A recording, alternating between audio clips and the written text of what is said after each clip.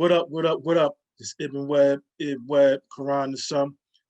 Do another one of these official things here. Actually, Essex County All Day Edition. Got my man Andre Evans going, jump on the horn real quick. Talk one of Newark's finest ever. In a lot of ways here. What I mean? Solid on the field, solid off the field. Just looking forward to just have a little convo with him and just kind of just get to it. So just hold tight. There we go.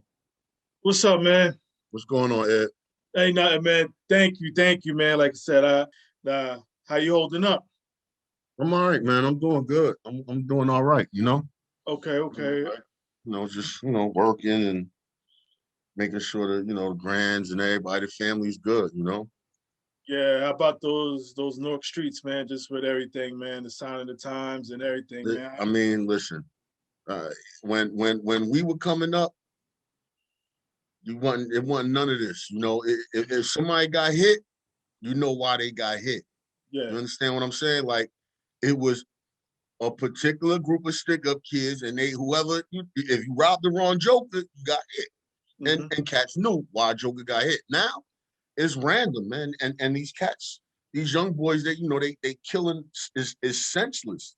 They killing over senseless nonsense. Oh, you were sleeping with my baby moms, or this and that. Like, it's senseless, man. And a lot of them, they copping out to 10, 15 years. They copping out the manslaughter charges. Maximum on manslaughter, you get in the back end is what, 10 years, 15 years. They coming home. They still in their youth. Yeah. They still in their youth, They still in their 20s. Yeah, man. It's crazy, man. To your point, the senselessness and just kind of just folks just wilding for no reason, man. Yeah. Well, yeah, I'm gonna actually double back to all that stuff in a sec, man. But like I said, I again appreciate you just having you on here, and I know, like I said, I know I'm catching a lot of heat, with no Newark public school heads, man. But my thing is nobody coming to me, man. I'm reaching out everything too, so nobody really getting back to me, man. So like I said, I saw eventually, I think I said maybe you open the floodgates for me or something here. So like I said, because I just enjoy all this stuff. Like I said, just trying to just get some more Newark heads as well too, man. Like I said, because you guys just run deep, man. When you talk about athletics and everything else, man, it's just history is real. It's real. Yeah, the history and all the public high schools, man. Yes. I mean, you could go as far as the magnet, like science and university and arts.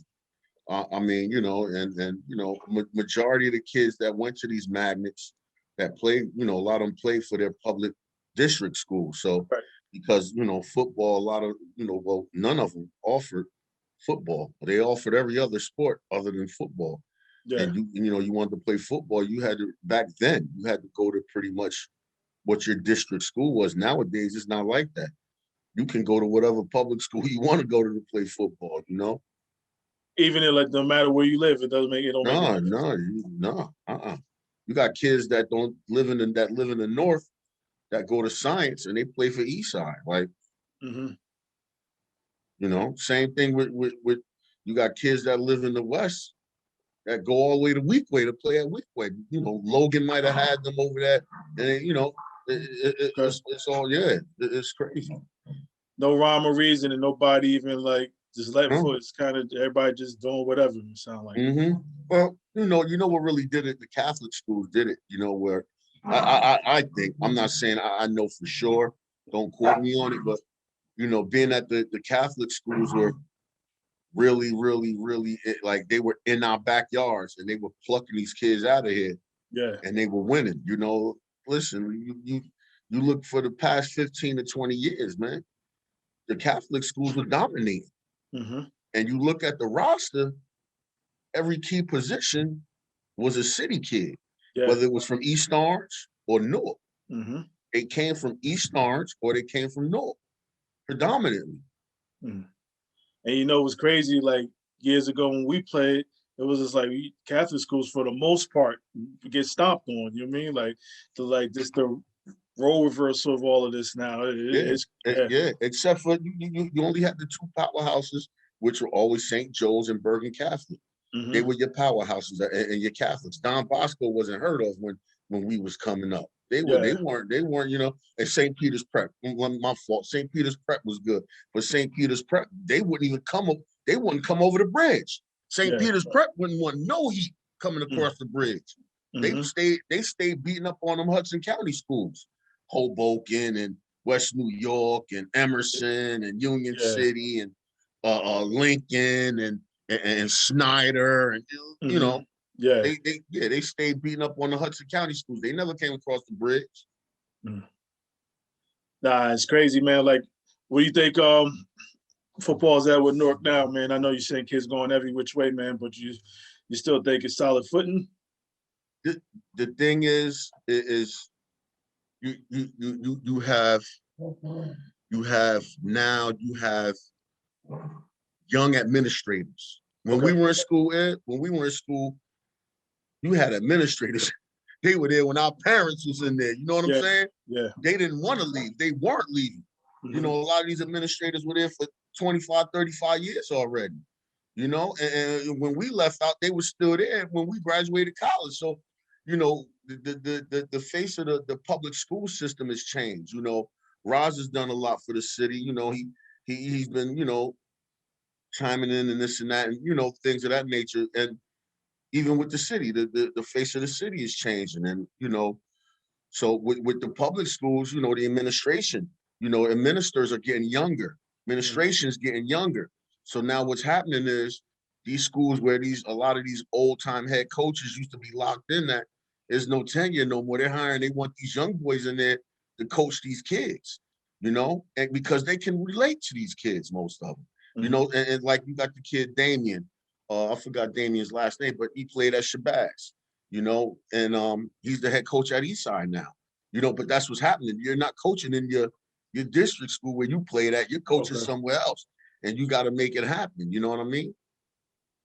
Yeah. I mean, the new regime, and obviously they see things totally different. You know what I mean? So opening this whole school thing up, they probably want that. You know, maybe they probably want that. Yeah. Now, even going back to you, man, obviously being at Eastside or what have you, man, just kind of, would you change anything?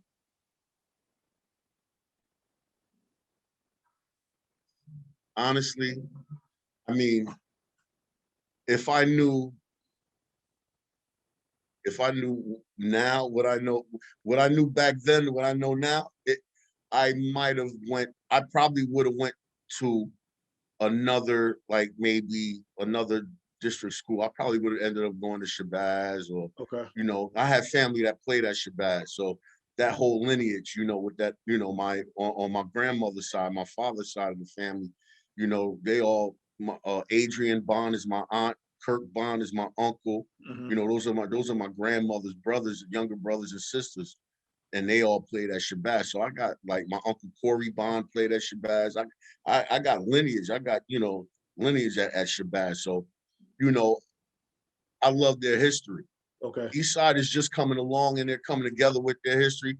On my mother's side, they all went to Eastside, you know, so that's pretty much where I got stuck with going to Eastside. So, but I would say a lot of my friends went to Shabazz too. A lot of my friends went to Eastside. It's a toss up, but I had fun at Eastside. Listen, I take nothing back. I made the best of what I had at Eastside. We ain't have much, you know. We play Ironman football, but let me tell you, I shine. I shine. You know, and you know, it wasn't easy, you know, but again, I you know, I did what I had to do. I tried. I left everything out there on the field. You know, when I played, it wasn't a game that I didn't cry. I didn't leave nothing out on the field. I left everything out there. I mean, but I mean, as even in high school, I had coaches coming at me trying to get me to leave. I never left. I just stood there. I stood there and played. I mean, you know, where they want you to go? You about to spill this out, man? Where they were trying to pull you to, man? Who's down there trying to snatch you up, man? I went to summer school myself 1 year. I had to go to summer school, but I had Coach Rodriguez at Barron just trying to pull me over. Okay. And Gary Westbury was at Westside. Yeah. And he tried to get me. They every day they saw me and going to class. They were like, "Yo, Andre, come here, man. Let me talk to you, man. You need to come over here. We got this, that. We run this offense, we run this defense. So, but again, I knew guys in Barrett, like coming up in Pop Warner. You know everybody. Right. You know everybody. So but even when we played in that Watchon conference, and I can recall one game we getting our tails beat, man. It was 40. It was like 42-7 or 42-8. We were losing the Union.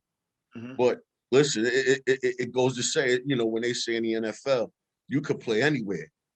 If you good, if you good, they're gonna come find you. If you good, they're gonna come find you. And I remember it was a timeout, and Lou Ricchino came in. He came in our huddle because we were in the middle of the field. He came to your huddle, not his own huddle. My huddle. Yeah. And the guys are sitting there looking like, and he was like, "Andre, you know what?" He was like, "Listen, why don't you come over here to Union and come play for us?" And at the time, we had the Walton twins, Shelby and Carlo Walton. We had Andre Williams. He was our quarterback. And they were looking like, and everybody was in the huddle. They couldn't believe it. They were like, "What just happened here?" Yeah. I'm like, he was like, "Listen, I'll talk to you later about it, but think about it." Yeah. And that's crazy because obviously your coach is supposed to be coming on the field too. So yeah. He was running on the field going crazy. What did he say to you? Yeah. So we got legend like Lou Ricchino, man, just saying that says a whole lot. And to your point, even though the game was pretty much out of hand, man, you just kept going at it. That clock didn't say all zeros at the end of the fourth quarter. Nah, not for me. I didn't. And then I loved the game. I wanted to play the game. And score really didn't matter to me. If we won, we won. That was a positive. That would have been a plus. But just to be out there playing against, and who's who on the team, that the opposing team that you're playing, just to be out there with them. And my thing was, I know scouts are gonna be there, so it's my time to shine. That's right. It's my time to shine. So I made sure I stood out. I made sure I stood out. Yeah, absolutely, man. And then and you mentioned that Watchon conference, so you got the Unions, the Lindens. Lindens. You had the Champagnes out of Linden. Okay. You had Troy Sherman out of Linden. You had Raheem Hutchins, and you had all these kids. You had Linden Westfield. You had Scotch Plains. Okay. You had Kearney. They had a kid, Jeff Kerwin, out of Kearney that went to Penn State. Man, you had the Garays out of Rawway. Okay. You had Malik Jackson, Samaj Blow. You had that's right. Y'all played Elizabeth too. Yeah, that's right. You had Rob London. You had Alcides Catano. Bobby Drake was the quarterback. I mean, I could go on and on about the Watchon Conference. I mean, and a little bit of some of them played in the NFL. A lot of them went to D1 schools and they played in the league, man. And I took advantage of that. I said to myself, you know what? I know I'm playing D1 caliber kids. That's right. I know I'm playing D1 caliber kids. I know these scouts gonna be here. I'm gonna make sure I show out. I'm gonna make sure I show out. Even with the showing out piece, man, I know you had some decisions to make as far as graduating high school, whatever. How did you just work that as far as deciding where you was going to go, or opportunities, or did something just slip by you? Like just what happened as far as going to the next level, meaning college? So with college, I knew I wanted to go to college. I knew I wanted to play college ball. It was my dream to play Division I football. I always wanted to play at Michigan. Okay. I always wanted to play at, not to say they were my best team or my favorite team. I was a Florida State fan. I just liked it because we were Red Raiders. They were Seminoles, and we had the same symbols on the helmets and everything like that. And but I always wanted to play at Michigan. It was just something. There was that mystique about playing at Michigan, that Big Ten ball. And I always tried to relay I always tried to relate the Watchung Conference as like the Big Ten. The Big Ten. You know what I'm saying? And but it didn't work out that way. You know, I had pretty good grades. I didn't, you know, I wasn't a super honor roll student and all that. You know, I had decent grades to get into school back then. I ended up having my girlfriend pregnant at 17. So my senior year, when I was graduating, I was also going to be a father. You know what I mean? Yeah. And I had schools like Virginia. I mean, Virginia came to see me second game of the season, gave me an offer. Okay. And that was my first year at running back. I never played. Yeah, I know you made that transition. Yeah. You know, I played middle linebacker and guard my whole, you know, from Pop Warner into my junior year in high school, and then they converted me at running back my senior year. You know, I never knew how to hold the football and running with it and all that. You know, so that was an adjustment in itself. But yeah, I had my daughter, man, at 17. So I mean, you know, my thing was, you know what, I'm gonna stay home. Mm-hmm. I'm gonna still be able to play college ball. I could still, you know, perform on a high level as long as I got the weights, I got a nutrition and everything. You know, everything I got going on, I could still get to the next level if I put my foot Almost down definitely. and say, you know what, this is what I'm gonna do. And I did it. I stood home. I raised my daughter while going to school full time. You know, with my co-parent. You know, she was there also. Mm-hmm. And I did it. I got my degree, you know, ended up, you know, graduating and everything. And I had my little pro day and everything, but you know, things didn't work out the way, you know, the way I thought they would academically for me. I had to come back for my senior year. I got declared academically ineligible my junior year. Okay. So, and I came back my senior year and I just, you know, broke the single season rushing record and all that stuff. So, yeah. Now, as far as even playing at Will Patterson, you mentioned the Russian record here. Obviously, there was another Newark native that had the record that you eclipsed, I believe, right? Tariq White has the total career. Yeah. So he has the total career, and he has the total career, and he has I forgot what else, but he's like number one on 3 charts right now. And with the single season, I got that single season. And it's still up? Yeah. Okay. Yo, and it's crazy because, you know, we ran the wing T. All that misdirection and guards pulling and all this. Yeah. We ran the wing T, and I was a fullback in the wing T at 275. Woo! You know what I mean? So and I had speed. I ran a legit 4.68. Mm-hmm. So I had some decent speed moving. Yeah. And you figure I'm set up. I'm standing up. I'm standing up, you know, in the 2-point stance, and I'm coming out 5 yards deep. You know what I'm saying? 4.5 yards deep. So you got problems. No, I'm about to say, oh yeah. You got problems. Mm-hmm. Yeah, that's crazy, man. And I know, and big up to Tariq too. I think he just, man. I know he just got to the Hall of Fame. That's his county joint too, right? Yeah. He's in the William Patterson Hall of Fame, Essex County Hall of Fame. I mean, he's doing so much positive for the kids and the city of Newark, man. And you know, like I said, that's my big brother, man. I wish nothing but the best for him and everything he got going on with his family and everything. Absolutely. He's a good brother, man. Real good brother, man.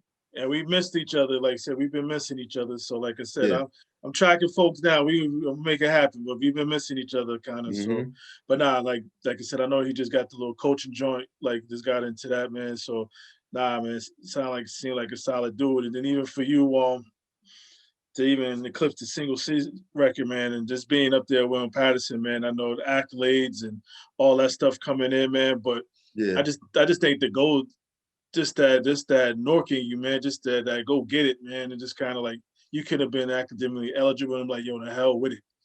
You know Yeah. what I mean? Like you could have been easily just walked away and be like, you know what, F this and whatever the case may be, man. But that stick to itness, man, that's real. And that's something that ain't learned. That's in you or is not. You know what I mean? Yeah. That's Yeah.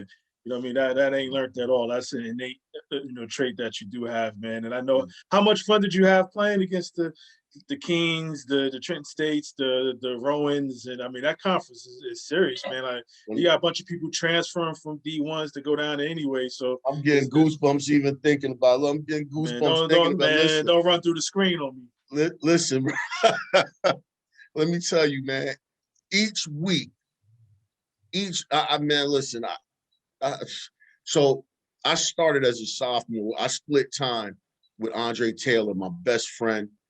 He was my college roommate. I wore 6, he wore 7. And they used to call us the two-headed monsters named Andre. Yeah.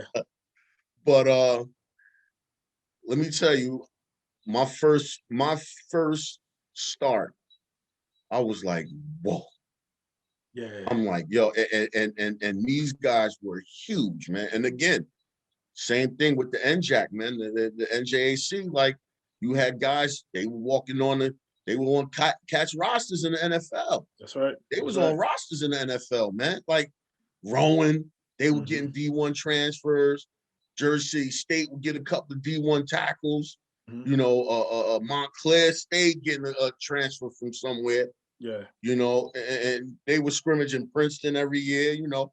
So for Lackawanna, I mean, you know, like we had tough games, man. Yeah. We had tough games. And, you know, the NJAC was pretty much like, you know, guys that would, it was funny because even when I got there, when I got to William Patterson, Andre, a couple of guys were like, yo, what you doing here?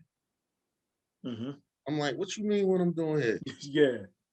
They're like, yo, it was like everybody was saying you was going to Rutgers, man. It was like it was big talk, like you D1 cat, bro. Like, what you doing here? I'm like, bro, I'm here, man.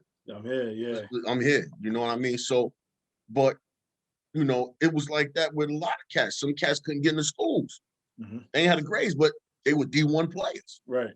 And that's what made the competition for every game so intense. You had cats that could have started at any D1 school. They came and played D3. They played D3. So, you know, and again, team stacked, defense stacked. Man, they legit. Montclair stacked, same thing. They were stacked. My first cousin, Jermaine Johnson, played safety there. Yeah, Bloomfield, yeah. Yeah. I know Jermaine was the safety there. You know what I mean? Listen, they defense, they were stacked, man. You had Danny Garrett, you had John Fury at defense. You had both of them at defensive end. You know, they were stacked. Jeff Barger, you know, even the kid from Kearney years ago, he ended up leaving Penn State. He was getting blackout spells. Jeff Kerwin, he left Penn State. He started as a freshman at Penn State. Came to Montclair State, 6'3", 225, 230. I mean, like, this is what you had. And these guys, listen, every game you were like, oh, man, hot tub. You had to soak afterwards. We had some good games. And, you know, in that conference, you honestly, you weren't making the playoffs because, you know, you had the playoff system in D3. One loss, bro, you might have been biting a bullet trying to make the playoffs with one loss. Yeah. 1 or 2 losses. 2 losses was, listen, man, 2 losses, they like, hey, you get another loss, you might think about an ECAC bowl or something. You ain't coming in representing us in the playoffs with no 3 losses. Nah, it just wasn't happening. And, you know, that's, you know, even out of conference games, you know, you were playing schools like Wesley, tough. You know, Cortland State, tough. Ithaca, tough. Yeah, they was always in it. Ithaca. Yeah, they was always in it. I mean, yeah. Schools like Stony Brook, who are D1 now, they used to get mopped on. We used to mop them up. Albany, we used to play them. Now they D1 too now, I think. Albany, they did Albany, trampled them. Trampled them. That was a stat game, bro. Okay. CW Post. W Post. They Yeah. would post. They had some big boys. Another school. I mean, so, but yeah, man, it was definitely a power conference. It was a conference to be reckoned with, and a lot of schools out of our conference. Sometimes it was hard to get scheduled, man. But they just didn't want to play. I mean, they knew what that conference was about. Yeah. They knew what it totally was about. You mentioned the pro day, man. So even getting a look at the league, did they want you to play fullback, or they wanted you to do something else on the league? Yeah, back then it was a fullback. Right. It was fullback / running back, because back then you figure I think JB had got with Pittsburgh. No, he was with the Rams back then. So the bus he was playing, he was a big running back. Right. That was the thing. Those big running backs were coming. They were coming around back then. Everybody was using a big running back. But I took the Wonderlic exam. I did that, and I took my 40 and my bench and everything. I always been strong. I had decent speed. I wasn't no blazer, but I had decent speed. I'll get a first down for you. Yeah. I get a first down for you. Yeah. So even just outside of that, obviously that's not panning out necessarily, man. What made you just go into the police force? Was that your first choice out if you didn't make it to the league, or did you want to do something else? Growing up, again, my dream has always been football. Football was my dream. I never really had a plan B. Okay.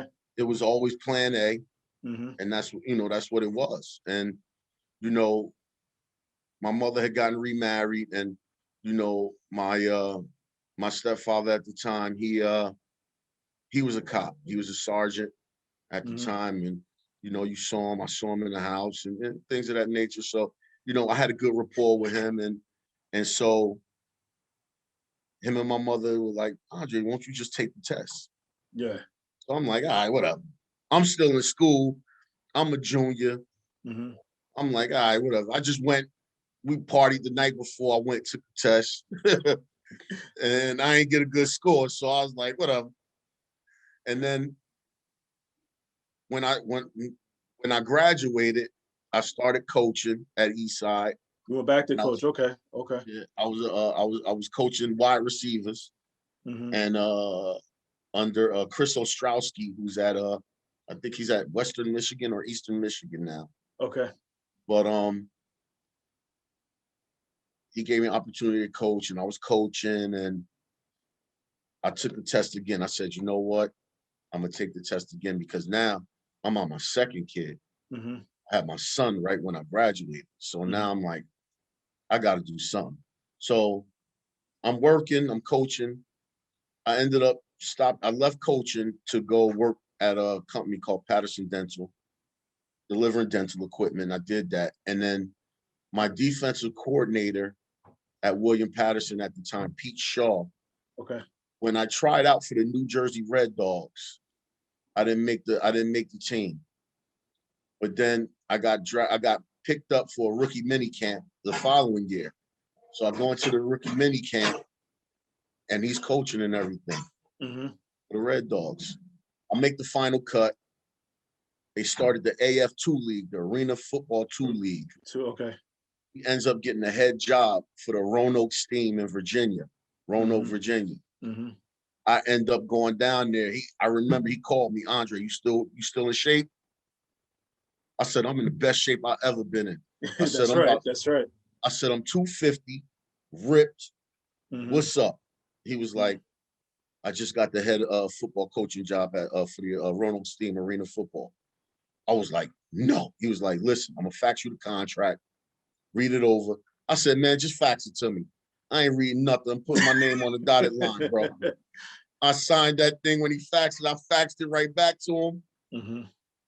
So once I faxed it to him, my cousin Jermaine, JJ, calls me. Yo, what's up? I'm like, nothing. He was like, yo, I just signed up for the Arena 2 League. Pete Shaw called me and said, you signed up too. You playing too? I said, yeah. He was like, yo, we got a carpool down there. We got to go down there next week. I said, all right. I left my job. He came to my house like 3 in the morning. We shot down the Roanoke. It was a road trip, you know? Yeah. And we got down there. I loved it, man. I loved it.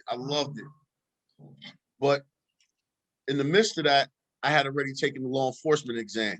Okay. So corrections had called me. I was going through the process with corrections, but I was still playing. And I ended up finishing when corrections called me. It was September of 2000. Mm-hmm. And I left the game of football. I left before that because I went back to coaching. I went back to Eastside subbing because I knew the process was speeding up. So then I left that and I went to the State Corrections Academy down in Seaburg. Mm-hmm. Did that, graduated January of 2001, worked there for maybe 8 months. But the whole time I was still doing my process with Newark. Okay. While I was in the academy for corrections, they would let me go on Fridays to do my paperwork. They already knew. They allow certain guys, they already know, they say it in the academy. You know, we know certain guys, you're not going to be here with corrections long. You're going to go to municipal police or what have you. Okay. We can't stop that. We won't block that. We'll give you the right to complete your process. Never knew and they that. did that. They did that. And I ended up completing the process. And then I worked at a Northern State prison for 8 months. And with Alonzo, mm-hmm. Lonnie came down there, and then I left, man. I just said, you know, I couldn't do it no more. I said, no, I can't be in the jail. I can't be in the prison. Yeah. Now, if you go back up, how long did you even do the whole Roanoke thing? I did Roanoke. I did Roanoke for a couple of months, man. I want to say I did 4 or 5 games. Okay. But before I left, Roderick Johnson from Barringer. Remember Roger? I remember that running back. He went to Kansas or something, right? Mm-hmm. He went to Kansas. He went to a JUCO, and then he went to UNLV. He played at UNLV. We always kept in touch. I hit him up like, yo, Rob, like, what's up? You still in shape? He was like, yeah, he had just came back from a Dallas camp. Okay. He was in camp with Dallas, but they said he had a irregular heartbeat. Mm-hmm. And so, you know, he got cut or whatever, he left. So I said, listen, man, I'm leaving, man. I'm doing this, you know, AF2 thing, but I'm leaving. I'm looking at bigger and better things, and I'm looking at my, you know, down the road. Mm-hmm. I said, but I'm gonna throw your name in. I'll make sure you know. So told my coach about him, and they ended up bringing Roderick on. Okay. So we played like 2 weeks together before I ended up leaving, and then he ended up being a starting. They call him a Mac linebackers, and because you go both ways, you play Mac linebacker and you play fullback. Okay. You know, so Roderick stayed there, and I came home. Mm-hmm. You know. Yeah. I even talk about you never had the coaching bug to stay with that, or was it just something just to still stay involved in the game? She laughing. my wife, she insists, but you know, I want to do it because I love the game, man. And you know, again, I was, you know, at one point I was helping kids get up at the Paul, you know, when my son was playing there. So you know, I had a few kids go up there and they won some championships. You know, they were key kids to help them win a championship too, you know. And you know, they ended up, you know, a lot of them ended up going to big time schools and stuff. And she was like, you know, you should really look into coaching. This is something, you know, something you should do and give back, you know. So I reached out to Damien at Eastside. So he said he could definitely use me. So if that happens, then, you know, I might be on somebody's sideline this year coaching, you know? Okay. Yeah, I know obviously it's totally different from playing, but I'm sure just being around it and the game and everything. And you got a lot of life experience, a lot of, you know, things you could just share with these kids, man. Like, you know, the highs, the lows, and the in-betweens, man. Like, you know, And obviously you in the city, day in and day out, you know what I mean? So Mm-hmm. you know that whole environment, man. And I think and be able to find some resources for these kids when, I'm sure they're still scarce in them schools, man, which is ridiculous, which is Yeah. completely ridiculous. I Mm-hmm. mean, at this day and time, how like, the public schools in general, I mean, like the resources ain't there, like, versus the suburban schools. I Yeah. still don't get that, man. It's just, I mean, And, obviously and it's and it's the systemic, man. richest city. It's the Yeah. richest city. And and Hmm. and and the school system, they get boatloads of money, and the resources aren't afforded to these kids, man, and you like Shabazz at one point. Shabazz, they were coming out of pocket, those coaches. They were getting their own uniforms. It wasn't like the city was providing it for them. It wasn't Hmm. like, it was not the city per se. It wasn't like the public school. Yeah. Or public wasn't, they weren't providing it for them. I mean, it is what it is. That's above my pay grade. I'm a low man on the totem pole. Yeah, I nah, mean, but you still got a voice though, you know what I mean? mm-hmm. Yeah, that's crazy to your point to be the richest city. Like, so obviously folks is eating, you know what I mean? Yeah, Yeah, obviously, yeah. and it's not going where it's supposed to go here, man. Even with sports, man, what is it giving you, man? This even to this day, that just kind of just that sticks with you. Discipline, Hmm. discipline. Just the way I used to treat football, and even when because I boxed a little bit too. Okay. I boxed. I started boxing at like 11 years old. Hmm. Ended up competing in the Junior Olympics, and then I would use boxing to train, for football season. Although it wasn't the lifting, it was more for me. It was more cardio. Okay. It was about having that motor. And I ended up, the stamina and things of that nature, and I ended up. I stopped fighting in 2005. I was actually a cop when I stopped fighting. Mm. And I had a couple of, I had like the Duva and a couple of promoters come up to me and Okay. try to sign me, but not to jump off it, but it you know the discipline, for me to get up in the morning, 5 in the morning, to get up and run, or to get up and hit the weights, before game, and make sure I'm eating the right things before games. Just the same thing with work, and in life. I get up in the morning, take my shower, do what I got to do, make sure my shoes are shine, and my uniform is tight and clean, put together, and it went on the same thing with life. Things are in place, in order, things of that nature. So discipline, please, peace, man. But you're not gonna let that boxing slide past me, neither, man. Uh, uh, how was you, man? Sound like you. I mean, Oh, you had yes. some handwork, man. Yeah, coming up, I used to spar like pros like Tracy Spann. Okay. You had the Negron brothers. Uh, you had the fireman out of Newark, Bo James. I used to spar with him a little bit. Brian Barbosa out of Connecticut. I used to spar with him a lot. Okay. Um, uh, uh, uh, um, uh, Big Farouk Salim. I used to move with him a lot. Hmm.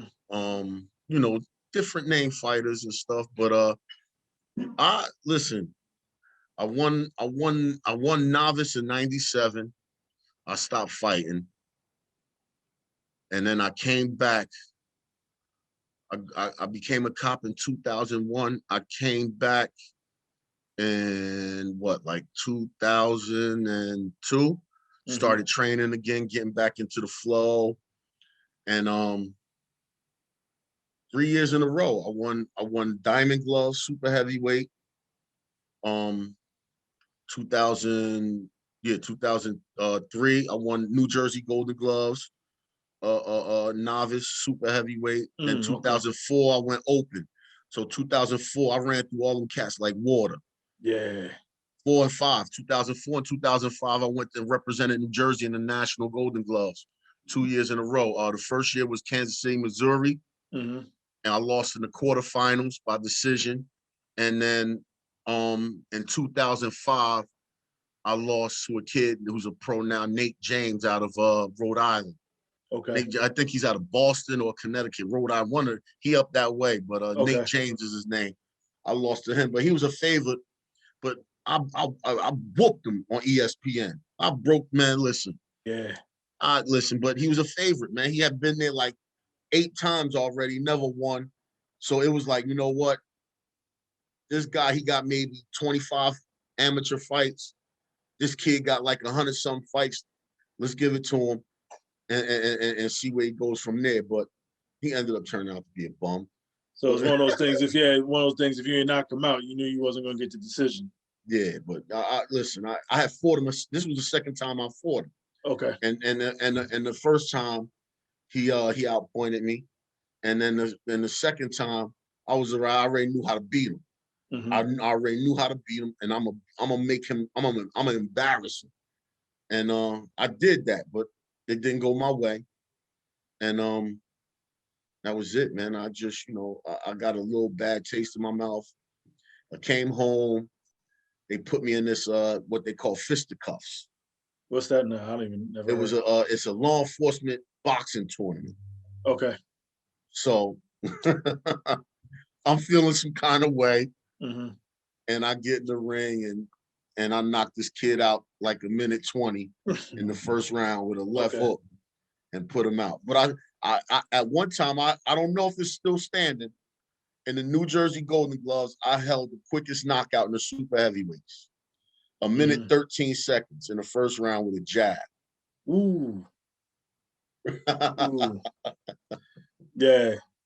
Now I know the police, you guys, I don't know, obviously I don't think boxing is an event, but you guys have like some like Olympics or something you guys do. Was it nationally or regional, or is some reason I asked? I have just kind of sidebar. I got family that's your colleagues down there, Shakira Ferguson. Yeah, Shakira, yeah, good people. Yeah, my cousin, and then my other cousin, he just graduated. He just retired. Najee. Webb, Najee. That's my man. Yeah, Najee, that's good peoples, man. Yeah, I know he just retired. So last year, yeah. Then my other man retired too, Rockman Horton. Yeah, Horton. Oh, come on. Hey, he was an all-state wrestler, right? All-state wrestler, right? Wrestler, yeah. He retired as sergeant, yeah. Yeah, and so I got some people down there. So, but I thought good dude. There was it wasn't like no police, like Olympics is the wrong word I'm using, but some kind of athletic thing I think there was you guys used to do. This is pre-COVID. They used to do like a airplane pull or something like that. Okay. And they had to all pull a plane or whatever, something like that. But okay, but boxing was never. Yeah, nothing. Not no Olympics that I know of. Nothing. I would have partook. Okay. No, boxing was never. This thing was. It was through the USA Boxing out of New Jersey amateur. There's an amateur thing, and it was. I guess it was to raise money for whatever. And what the hell is this guy's name? Dan. What was Dan's last name? He used to be he was the commissioner for the amateur New Jersey amateur boxing. Dan, he was a cop out of Elizabeth. Okay. But they started this law enforcement thing called fisticuffs. And I fought a kid. I know at one point he had been a state parole officer. He left Northern. He was at the jail, left, became a state parole officer, and then left state parole to come back to becoming a correction officer. But I put mittens on. I see that, man. So I didn't even know that, but I didn't even know you know what I mean, did your 1-2 thing, man. What you think about the young boy, man? He gonna be around for a while? Stevenson? Oh yeah. Stevenson Shakur. He's tough, man. If they bring him up right, and they bringing him up right. They bringing him up right. Don't rush him. Let him fill in, because he's still young, man. Listen, these pros, man, they grown men, bro. Yeah. They grown men. Yeah. They grown at the end of the day, they're grown men. And A grown man punch is different from a young boy punch. Yeah. It's something totally different. Mm-hmm. It's something totally different. Yeah, but you can tell he's special though. You can tell. Yeah, he's he's definitely special. He's got a gift, man. That Mm-hmm. kid is nice. He is real good. He's gonna be a world champ. He's definitely gonna be a world champ. He's gonna do his thing. He's gonna be around for a long time. He's gonna make a good living. Nah, absolutely, man. Just and make North proud. Absolutely, man. Yeah. Absolutely, man. Like I said, thanks for just taking some time, but just give me a few more minutes, and I mean, I know you got the eyes looking like the wife. I mean, I know what time it is. Oh no, she doing her thing. She arranged. Yeah, she ate her dinner. She arranging the groceries and stuff like that. She ain't worried about me. Cool, man. Just throw you on the spot a little bit. Have some fun, man, before we slide out, man. So, you up in the whip, man. We taking the Parkway or the Turnpike? Parkway. Bragman's or Cooper's? Cooper's. Man, I'm a Bragman's guy all day, man. With the paper plate menus, everything, hey, listen, man. Coop gave you a lot more meat, I think, man. And I'm pastrami. Sandwiches be big. Yeah, and I'm a pastrami dude too, all the way. Listen, man. My father-in-law come from Costa Rica.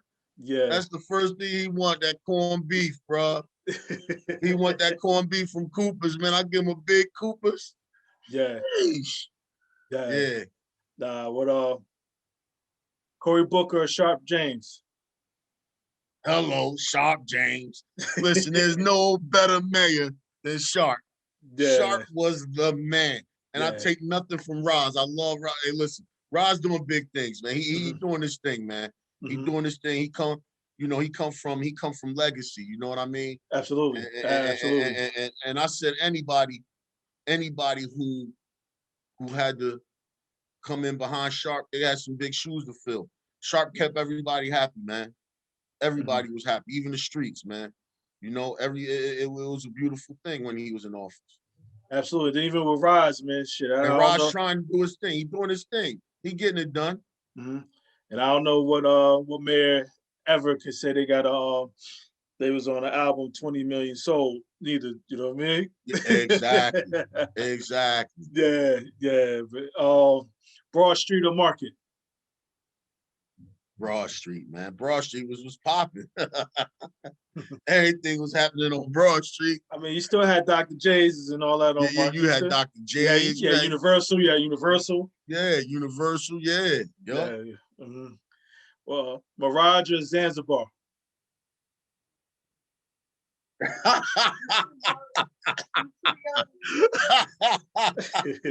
was too young. I couldn't even get in them spots, yo. Nah, we can get in, man. We the same age. We can get up in them. Listen, by the time I was old enough to get in there, they was shutting down already. The Mirage was open though. The Mirage, and what was the other club across the street from the Zanzibar? Nah, not Sensations. That was Mirage. Mirage. That was Mirage. Yeah, Mirage was across the street. Mirage was across the street. Yeah, Mirage was yeah.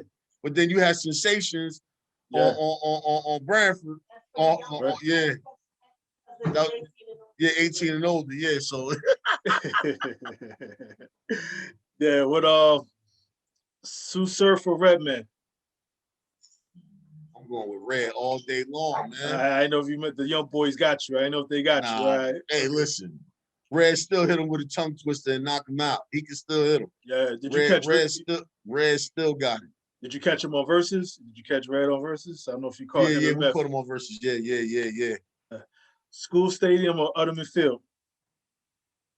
Oh man, that's tough, man. Cause I got a lot of history in both of them. The only thing about School Stadium, they grabbed playing. It was like half baseball, half football. Utterman Field, I love Utterman because it was like playing on a mattress, man. That thick grass and it was nice and thick and cushiony. Mm-hmm. I'm gonna go with Utterman's. Was that the one where you had to run? You were just going all over the place, zigzagging? No, it was School Stadium. That was school. School Stadium. We played Linden High School, and it was my first year at running back. Man, I got the ball. I broke through the line, past the linebackers, and I'm looking. I'm just running. And I'm running and running and running. Instead of running straight, I'm running to the pile. Yeah. Oh, man. You wasn't holding the rock like this. You holding it the right Nah, way? I was chucking it. I was chucking it. Okay. Yeah. East side of Will Patterson. I had some good times, boy. I had some good times. Real good times. I'm gonna go with oh man, that's rough, man. I'm gonna say Willie P. I'm gonna say Willie P. Okay. Yeah, I'm gonna say Willie P. I had some memorable times there, man. Mm-hmm. Yeah, I'm gonna say Willie P. Best team you ever been on? William Patterson. at any level? It was Will Patterson at any level? Yeah. Okay. Yeah, because I played there 4 years with them cats, man, and the thing with playing arena ball was, it was jokers from everywhere. Yeah. And it was jokers from all walks of life on one team, and it just, it was, you had to adapt, you had to adjust. Like, some cats you might not like, but it wasn't about whether you liked them or not. You had to win a football game, you know what I'm saying? Mm-hmm. And I don't know, it was just different. It was different. It was really different, and sometimes I kick myself in the butt and say, I wish I would have stayed a little bit longer to give myself a chance to see where I could have really went and took football. Mm-hmm. But then I'm like, would I have missed out on this opportunity? Because, I was given a lot of opportunity on this job, man, a lot of opportunity. And there was a lot of room for advancement for me. I was a detective for a long time in this department. And I contributed a lot, and working auto theft and things of that nature and what have you. I did a show on TV. We had our own little show called Jack, Auto Theft Task Force, Mm-hmm. and that was fun, man. I would listen. It was fun, and it was things like that. So, I mean, but with William Patterson, I had 4 years with those guys, and I built the camaraderie, and a lot of guys I consider family still, and we still talk, and we still in touch with each other and visiting one another and things of that nature. So I would say William Patterson because I still have my base of friends there too. You know what I mean? Mm-hmm. Whereas I only communicate with maybe 2 people that I played arena ball. Yeah. Still to this day, No, I hear you. Best game you ever played in your life? Best game I ever played in my life. Well, naturally, I was a linebacker. Mm-hmm. I had a hell of a game against Linden back in high school. I tore them up. Mm-hmm. But then the coaches gave me a chance to run the ball, so I'm in the paper a lot more now. So, yeah. But I had a game against Keene. And my grandfather, my father's father, he had passed away. God bless. And we had just buried him. And we buried him that Friday, that afternoon. And then I had a game that night under the lights against Keene University. And I dogged them. Yeah. I got them jokers for 225 yards on 21 carries and 3 touchdowns. Killed them. And one of the touchdowns they called back. Oh, man, I listen, made male athlete of the I remember male athlete stuff. I remember that. Yeah. I made male athlete of the week. They had me up at Giants. Yo, listen, I don't even think I practiced that following week. Interviews and newspapers wanting to talk to me, and my coach is just shaking his head like, look at this guy. Like, I'm like, hey, listen. I had, because, they ask you your favorite food, your quotes and your favorite movie and all. Remember that, right? Yeah. So I was like, my favorite food is lasagna. Man, I had lasagna coming up like every day. I'm like, yo, parents is bringing me lasagna. And yeah, it was cool, man. That game that was a highlight. That was definitely a highlight. Yeah. Nah, good stuff, man. Let's somebody who should have made it, whether it's the college or the league, someone that should have made it.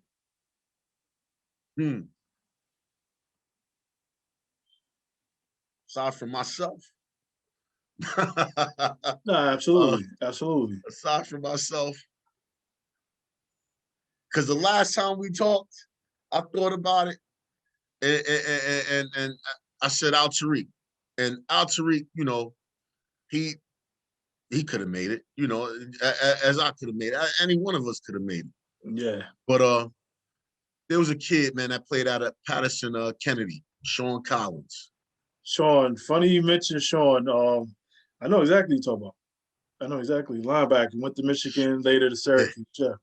Sean Collins, I thought he was your prototypical linebacker, running back, big kid, talent out of this world. Definitely should have made it. Crazy you mentioned, because I had a picture with him. It was me. It was me. I was in the crib. Because I'm cleaning out my garage, so some stuff started popping up. I had a picture. Crazy you mentioned his name today. It was a picture of me, Sean, Jason Curry from Montclair, and Travis Muckle. Travis Muckle, from Patterson East Side. Yeah. It was a picture of us four. It was a picture of us. I sent it to Jason. I was like, look what I found. But yeah, Sean was solid, man, solid. Yeah, he was a stud back then, man. Yeah. But Essex County, like in Newark, I think Al Tariq should have been. He should have definitely been one. In Newark, he should have been one that made it to the NFL out of Newark. He definitely had all the tangibles, definitely. But just the kid that I know, Sean Collins, I thought that kid was definitely going to be something. Yeah. Now, speaking of Newark, your top 5 football players ever from Newark. Top 5 from Newark ever. I'm gonna go back is what I remember. I'm gonna go with got Thomas Dudley. Thomas Dudley, okay. Out of Shabazz. I want to go. Let's see. Barringer, Terrell Robinson. Okay. West Side, I'm gonna go with Marco Moody. Okay. That's 3. Central, I'm gonna go with Charles Woolridge, Donnie. I know Charles. I remember Charles. That's 4. And 5. Let's see. Myself, dog. Okay. No, absolutely. But aside from me, let me see. I'm gonna say Bruce Holloway, Shabazz. I know he passed away. I rest his soul, man. Yeah, Bruce, linebacker, right? He was an animal, boy. Yeah. He was an animal, man. Yeah. I don't know who's a better linebacker, him or Charles Woolridge, man. Them jokers, man. They was all over the field, man. Yeah. They were all over the field. And you mentioned Charles, and mentioned this crew that I played in North South. It was Charles. It was Big Sean. Deal. It was Sean. Charles. Sean. It was Charles. Sean. It was Zach. It was Zach, and then the boy from Wayne Valley, Aaron Hall. He ended up going to Purdue. Dude, yeah. So, he was a beast, right? Yeah. So just to have them 4, yeah. I'm like, yeah. It didn't get no better, man. It didn't get no better. Aaron Hall was a big dude too, man. He looked like he played with what's his name at Tampa Bay, that played at Tampa Bay. Oh, I'm not sure. Who was the big fullback that played at Tampa Bay? Oh, Yeah, Mike All Alston? Star, Mike All All Star. Star, All Star. They played Okay. at Purdue together. Oh, he Yeah, was All Star with the Purdue. I didn't yeah, even. Okay. All Star with the Purdue. Yeah, Okay. But yeah, yeah, man, that was a yup. solid crew, man. That was a solid. What are you most proud of? Most proud of my kids. My Hmm. kids, my daughter graduating college. Congrats, man. She graduated some years ago, but she just they saw college. They saw me going to college. They saw Hmm. school. You know what I'm saying? And it's almost as if they followed in my footsteps. She purchased her first house today. Not today, but she purchased her first house this year. Good You know, stuff. yeah. And same thing with my son. My son, he graduated high school. He's graduating college in December, and he Hmm. says to me, Dad, he was like, I wanna live that legacy. I'm like, what are you talking about? Hmm. He's like, I want to live that legacy, that Newark PD legacy. I'm like, no. Yeah. I'm like, no. I said you could go federal, you could go Oh, county, state, whatever, hmm. but he was like, nah, that's what I want to do. That's my calling. I want to do Okay. what you did. So Mm. As a father, how to make you feel, man? I, it made me feel good, man. It made me really, really feel good. Yeah. It made me really, really feel good. But I'm scared, Hmm. the way things are going, the way uh the way things are right now with law enforcement and local police departments, it's just it's damning, man. It's like, you really I wouldn't want my son to come on and something bad happen to him, or you Right. know, or just anything, man. It don't even have to be him. It could be his partner. It could be anything. And there's consequences. Hmm. Um, I raised my kids right, me Hmm. and their mother. They've been raised right. They know right from wrong. They know the right thing. They believe in God. They have good home training. Hmm. I don't have to worry about him going out here and being a knucklehead if he did don the uniform. Yeah. He's gonna be an honest, hardworking cop, and he's gonna earn his paycheck. I don't have to worry about him. I wouldn't have to worry about that. But it's what you might have to do or might have to get involved in. You can do your job right, but there's always still going to be consequences. Yeah. You know, Yeah. Yeah. Yeah, and I think, obviously the job in itself, but you talk even more as a parent, because because you know it. Obviously doing the job, but again, obviously that parent coming to play too. So. and I lived it, man. I got harassed. Hmm. I got thrown up against the wall. Kid growing up in the projects. Yeah. You Yeah. know, I listen. I know what it is. I've been on both sides of the fence. Mhm. You know, I wasn't doing nothing wrong. I was just going home. You get grabbed up and things of that nature. So I know what it is. I know, and that's what made me such a good cop. I don't want to sit up here and say I'm better than all, but Right. in my own right, in my own way, I'm an excellent cop. I serve my community. I serve my city That's right. to the fullest capacity. There's no one that can say a wrong thing about me. I haven't done anything wrong. I've been good. I've treated everybody fair, and I've Hmm. treated everybody right. Hmm.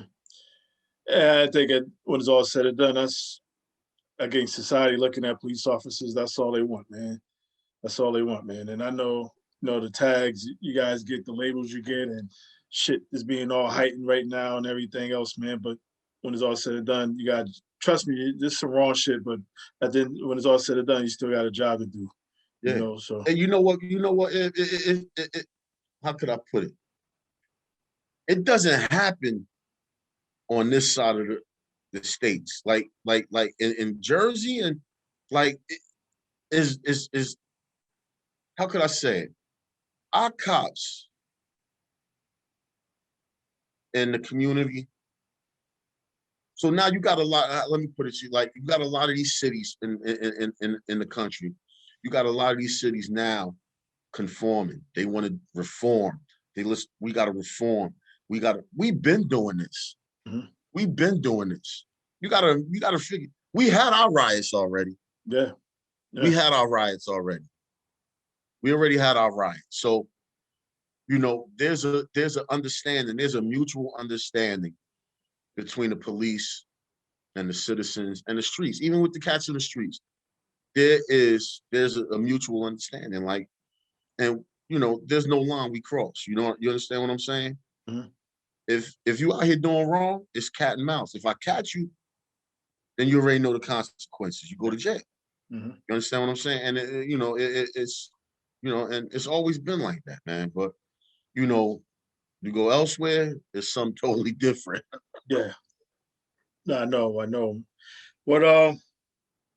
What's the best part about being Andre Evans, man? Best part about being me, man. I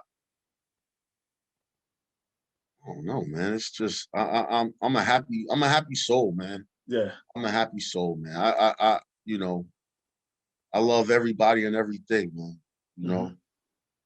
It's nothing I wouldn't do for anybody. If you need, I'll help. If I got it, I can help. I'm a help. And I was raised that way. Mm-hmm. I was raised that way. Yeah. Now, it sounds like, and even obviously with everything you turned out, whether it's your kids, career, what have you, life of service, man. Whether it's in the house or outside of the house, man. Yeah. What would does Andre say to that 18-year-old or 17-year-old senior? What advice you would give him? Advice that I would give to myself at 18. I would definitely say, make sure you take your education serious, study a little bit harder, study a lot more harder, Mm-hmm. and get into a career that's fit for you. Get into something that's fit for you. I changed my major to sociology and criminal justice. I mean, I wanted to do sports medicine. I wanted to do sports medicine bad, man. I was so in love with being in sports medicine. I just wanted to still be around sports and athletics and things of that nature.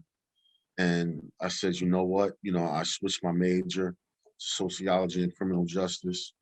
And I mean, I'm not gonna say I'm doing quite well for myself, Mm-hmm. but what I know now, if I knew back then, I definitely, I would have told myself, listen, study harder, man, study harder, and everything will pan out just the way you want it to. Yeah, good stuff, man. It's interesting, even with that question, as you were just sharing it. I started late, man. I got a 7-year-old daughter, man. I started late. So, like I said, I look like her grandfather versus her dad. You know, What I mean? But in the car the other day, she just asked me. She just like, as far as what should I do when I grow up at 7? I'm like, dang, you ever asked me this? But it was cool though. I just told my thing is just like find something you love and get paid for it and make it a career. I mean, kept it very, very ABC with it. Find something you love and make it a career and own it and love it. You know what I mean? Yeah. So so interesting, man. Dre, man, I owe you a steak when I come through. You know what I mean? So I definitely owe you a steak, but I definitely wanted to say just wanted to say thanks, man. Like I said, just even talking, even the boxing I didn't know about, man. That's like some cool stuff, man. And I got my belts, and so one of my son's friends from high school, kid Kareem Walker, I took him under my wing. He was at Michigan. He's going to that name. I remember that. Yeah, name. he's going to South. I want to say Southeast Louisiana now. He's transferring there.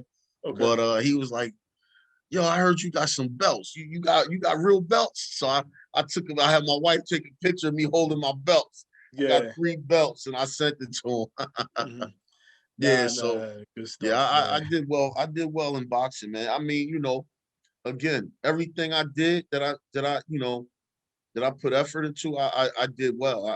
I made sure I put 110% in. It was if I lost, it was because I did something wrong or I wasn't, doing the right thing or what have you. But for the most part, nah. I made sure I came in shape. I wasn't losing because I was out of shape. I tell you that.